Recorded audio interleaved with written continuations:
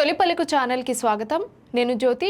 నేటి ముఖ్యాంశాలు చూద్దాం. విశాఖ స్టీల్ ప్లాంట్ ప్రమాదం, మృతుల కుటుంబాలకు 25 లక్షల ఎక్స్గ్రేషియా. కేజీహెచ్ వద్ద లోకేష్ వామపక్ష నేతల మధ్య వాగ్వాదం. సైబరాబాద్ అభివృద్ధికి భారీ ఊతం, 1674 కోట్లతో 11 ప్రాజెక్టులకు శ్రీకారం. ఫిలిప్పీన్స్ లో భూకంపం బీభత్సం, సునామీ భయంతో ప్రజల పరుగులు. వీర జవాన్ తల్లిని ఓదార్చిన రాష్ట్రపతి, కదిలించిన ఆత్మీయ క్షణం. సేవా సుశాసన్ గరీబ్ కళ్యాణ్, మోదీ పాలనకు 12 ఏళ్లు పూర్తి. తూతుకుడి షిప్యార్డ్ ప్రాజెక్టుపై వేగం, దక్షిణ కొరియాలో హెచ్డి హ్యుండై చర్చలు. జోజిలా సొరంగం నిర్మాణంలో కీలక ఘట్టం, కాశ్మీర్ లదక్కు ఏడాది పొడవున రాకపోకలు. ఆర్ఎండ్బి ఈఎన్సీ మోహన్ నాయక్ ఇంట్లో ఏసీపీ సోదాలు, భారీగా నగదు బంగారం స్వాధీనం.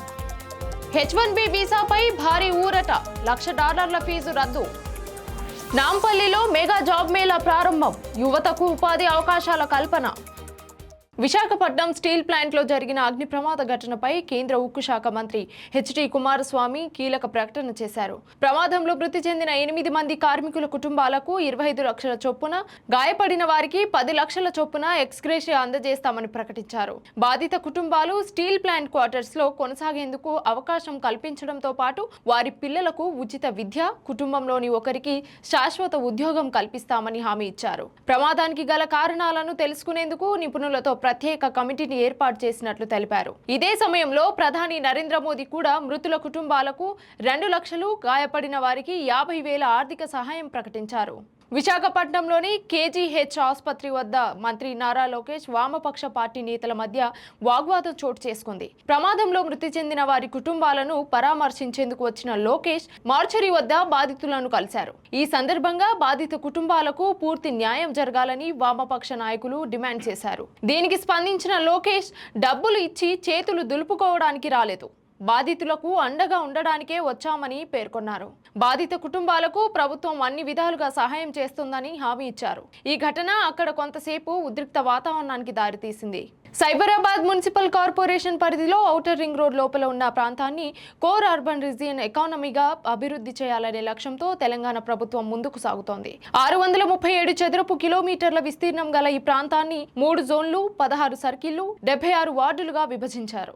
ఈ నేపథ్యంలో ముఖ్యమంత్రి రేవంత్ రెడ్డి పలు అభివృద్ధి కార్యక్రమాలకు శ్రీకారం చుట్టారు. మొత్తం 1674 కోట్ల వ్యయంతో 11 కీలక ప్రాజెక్టులకు శంకుస్థాపనలు నిర్వహించారు. ఈ ప్రాజెక్టు ద్వారా మౌలిక సదుపాయాలు మెరుగుపడటంతో పాటు సైబరాబాద్ ప్రాంత ఆర్థిక అభివృద్ధికి మరింత ఊతం లభిస్తుందని ప్రభుత్వం భావిస్తోంది. ఫిలిప్పీన్స్ లో సంభవించిన భారీ భూకంపం తీవ్ర విధ్వంసాన్ని సృష్టించింది. భూకంప ప్రభావంతో సముద్రం అల్లకల్లోలంగా మారి పలవాన్ తీరంతో సహా పలు ప్రాంతాల్లో సముద్రపు నీరు 1 నుంచి 3 మీటర్ల మేర తీర ప్రాంతాల్లోకి చొచ్చుకు వచ్చింది. దీంతో స్థానిక ప్రజలు తీవ్ర భయాందోళనకు గురయ్యారు. సునామీ హెచ్చరికలు జారీ కావడంతో వేలాది మంది సురక్షిత ప్రాంతాలకు తరలి వెళ్తున్నారు. మరోవైపు భూకంపం కారణంగా పలు చోట్ల భవనాలు కూలిపోగా కనీసం 32 మంది మృతి చెందినట్లు సమాచారం. సహాయక బృందాలు రంగంలోకి దిగి సహాయ చర్యలను ముమ్మరం చేశాయి. పరిస్థితిని అధికారులు ఎప్పటికప్పుడు పర్యవేక్షిస్తున్నారు.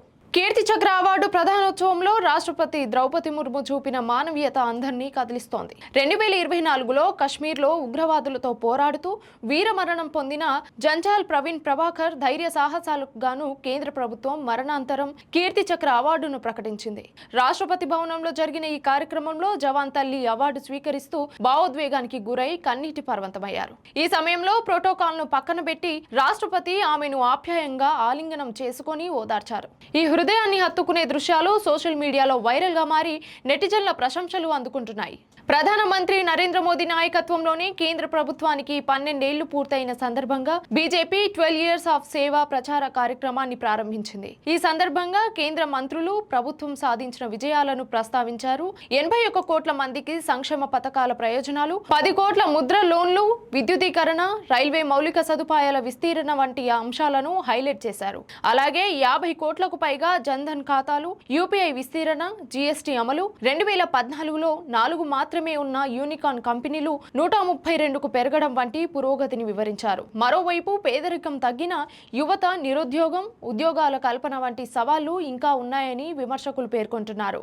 తమిళనాడు బ్లూ ఎకానమీ విజన్లో భాగమైన తూతుకుడి గ్రీన్ఫీల్డ్ షిప్యార్డ్ ప్రాజెక్టును ముందుకు తీసుకెళ్లేందుకు రాష్ట్ర పరిశ్రమల మంత్రి ఎస్ కీర్తన దక్షిణ కొరియాలో హెచ్డి హ్యుండై ప్రతినిధులతో సమావేశమయ్యారు. సుమారు $4 బిలియన్ పెట్టుబడితో ప్రతిపాదిత ప్రాజెక్టు వేలాది ఉద్యోగావకాశాలు కల్పించనుందని అధికారులు చెబుతున్నారు.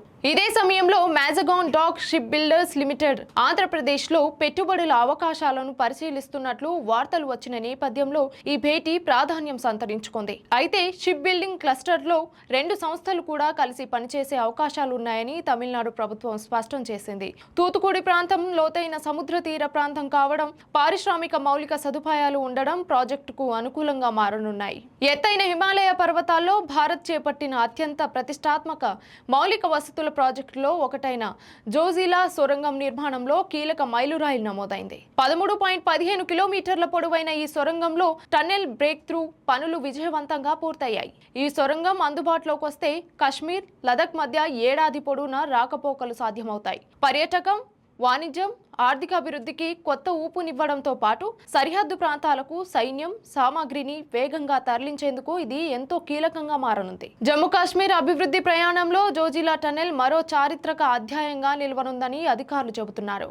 ఆర్ఎన్బి ఈఎన్సీ మోహన్ నాయక్ నివాసంలో ఏజీపీ అధికారులు విస్తృత సోదాలు నిర్వహించారు. AGP joint director Praveen Kumar ఆధ్వర్యంలో చేపట్టిన దాడుల్లో 60 లక్షలకు పైగా నగదు, 13 బంగారు బిస్కెట్లు స్వాధీనం చేసుకున్నారు.